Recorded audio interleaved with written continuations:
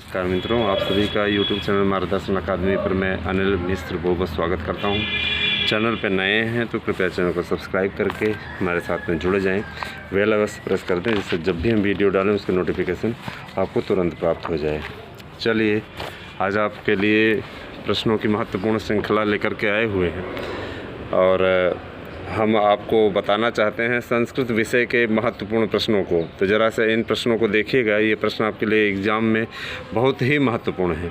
अगर आपने इन प्रश्नों को तैयार कर लिया तो भरोसा रखिए कि निश्चित रूप से उसमें से आपके बहुत से प्रश्न एग्ज़ाम में आ जाएंगे। तो सबसे पहले हम अभिज्ञान शाकुंतलम को से स्टार्ट करते हैं, इसे ज़रूर देख लीजिएगा। देखिए, एक प्रश्न आप लोगों को याद होगा कि 2013 में जो प्रश्न बने थे, 2013 के प्रश्नों में गजब का तालमेल था। ऐसा लग रहा था कि संस्कृत का नहीं गणित का पेपर बना है ना। और गणित का पेपर बनने के कारण से उसमें काफ़ी मिस्टेक भी हुई थी। आप लोगों ने देखा था कितनी अशुद्धियाँ हुई थी ना। तो इसमें हम आपको बताना चाहेंगे, सबसे पहले आपसे प्रश्न पूछा जा सकता है कि कर्णों का प्रवेश किस श्लोक से होता है। चतुर्थ अंक में कर्णों का प्रवेश किस श्लोक से होता है। तो आप लोग ये चीज़ जान लीजिए कि 6वें श्लोक से उनका प्रवेश होता है। 6वें श्लोक में जब आते हैं तो यास्त्यद्य शकुंतलेति, है ना, ये श्लोक बोलते हैं, जो कि अभिज्ञान शाकुंतलम के चतुर्थ अंक का सर्वाधिक प्रिय श्लोकों में से पहला श्लोक माना जाता है। ठीक है, तो ये श्लोक वो बोलते हैं और याद रखिएगा उन्होंने 14 श्लोक बोले हैं।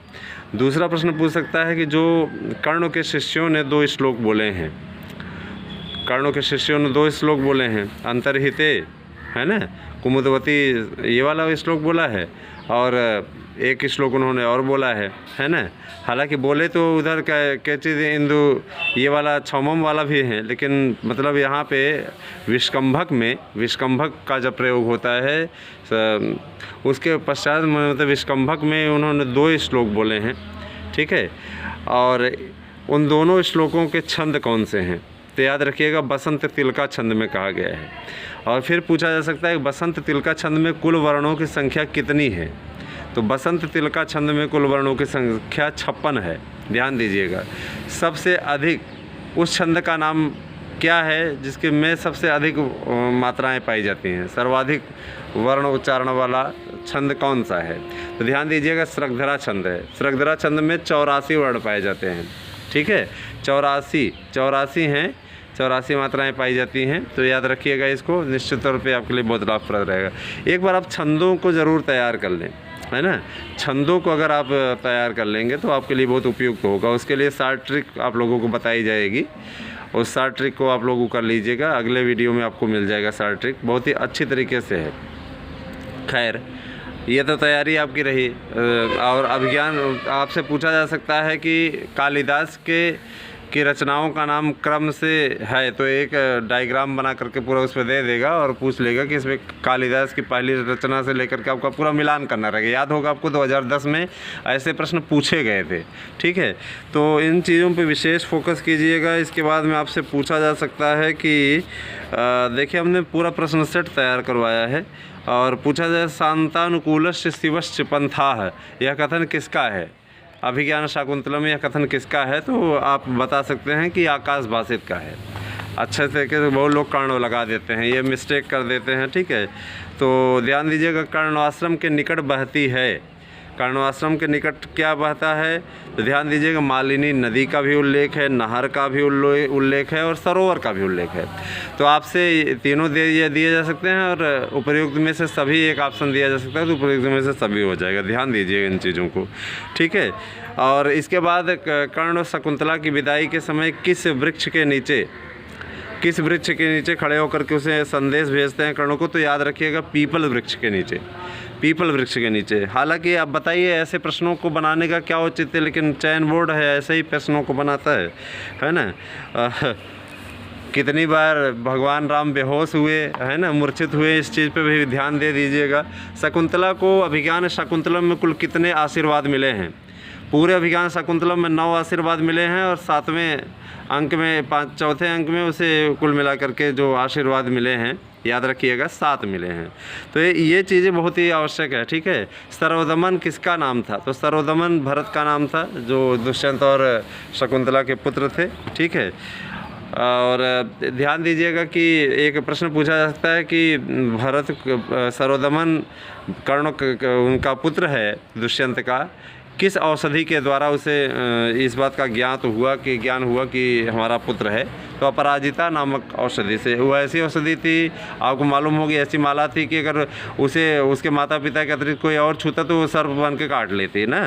तो इन चीज़ों पे आप ज़रा सा ध्यान दीजिएगा। और भी अभ्यर्थियों को शिकायत होगी सर हमारा सब्जेक्ट नहीं बताते हो, तो आपके सब्जेक्ट को भी हम बताएंगे। पहले आप संस्कृत से शुरू करते हैं, संस्कृत और हिंदी बताया जाएगा, उसके बाद में और विषयों को भी बताया जाएगा। अब हमने शुरुआत कर दी है तो आप लोगों की हेल्प पूरी की जाएगी। विरह के कठोर बंधन को सहन करा देता है, ध्यान दीजिएगा, आशा का बंधन। अनसुईया कहती है ना एक श्लोक में कि आपको परेशान होने की ज़रूरत नहीं है, विरह का जो बंधन है वो आशा के कठोर, विरह के कठोर बंधन को ये आशा का जो बंधन है निश्चित तौर पे सहन करा देता है। तो चिंता मत करो शकुंतला, ठीक है। फिर देखिए आगे, वधू का क्या कर्तव्य बताया गया है अभिज्ञान शाकुंतलम, बड़ों की सेवा करना निश्चित तौर पे है ना। इसके अलावा आज तो हम ये नाटकों से इम्पॉर्टेंट बता रहे हैं, अभी और भी बताया जाएगा, बहुत से प्रश्न हैं, ठीक है। पूर्व दिशा के सूर्य के समान पुत्र को जन्म देगी शकुंतला, ठीक है। ध्यान दीजिएगा, बहुत ही अच्छी बताई गई हैं। जाते परिहीयते गमन वेला, यह कथन किसका है? तो जाहिर सी बात है ये गौतमी ने कहा है, ठीक है। इसके अलावा गौतमी लौटाने को कहती है, किसे लौटाने को कहती है? तो गौतमी कहती है कि अपने पिता काश्यप को वापस लौटाओ, क्योंकि यज्ञ के कारण से इनका, कहती है ना शकुंतला की यज्ञ के कारण से पिताजी आपका शरीर बहुत दुर्बल हो गया है। तो इसके पहले कहती प्रस्थान के समय बीतने पर चिंतित होते हैं गौतमी और सारंगरव। देखिए हम तो आपके लिए महत्वपूर्ण प्रश्न लेकर के आ रहे हैं। गृह स्वामिनी का अर्थ होता है महारानी पद, ठीक है। दुष्यंत कैसे कुल का है? महाकुलीन कुल का है, ठीक है। शकुंतला के साथ राज दरबार तक जाएगी गौतमी, कभी कभी तीनों दे देता है ऑप्शन, गौतमी, सारंगरव, सारद्वत। तो आपसे तीनों का ही विकल्प आपको लगाना पड़ेगा, मैंने लास्ट में उपर्युक्त सभी दिया रहेगा तो वो आपको लगाना पड़ेगा। इन चीज़ों पे विशेष फोकस कीजिए। और संस्कृत के लिए आपका व्याकरण के भी प्रश्न लेकर के हम आएंगे, ठीक है। और भी विषयों के सब पूरा रहेगा सारा चीज़। वीडियो बहुत बड़ा हो जाता है, एक आधे घंटे का वीडियो शाम के समय में आप लोगों को मिलेगा। और भी विषयों के विशेषज्ञों से हमने बात कर ली है, वो भी आपके लिए प्रश्नों का सेट लेकर के आएंगे और आपकी पूरी सहायता की जाएगी। बने रहें हमारे मार्गदर्शन अकादमी यूट्यूब चैनल पर। संस्कृत के इतने प्रश्न पढ़ लें, निश्चित तौर पर आपको इसमें से काफ़ी प्रश्न आपके आ जाएंगे। और इसके अतिरिक्त हम आप लोगों को उत्तर रामचरितम से भी कुछ प्रश्न बताना चाह रहे हैं, तो ध्यान दीजिएगा। इसको श्रेष्ठ नदी के नाम से वर्णित है तो आपको अच्छे तरीके से मालूम है, गोदावरी, ठीक है।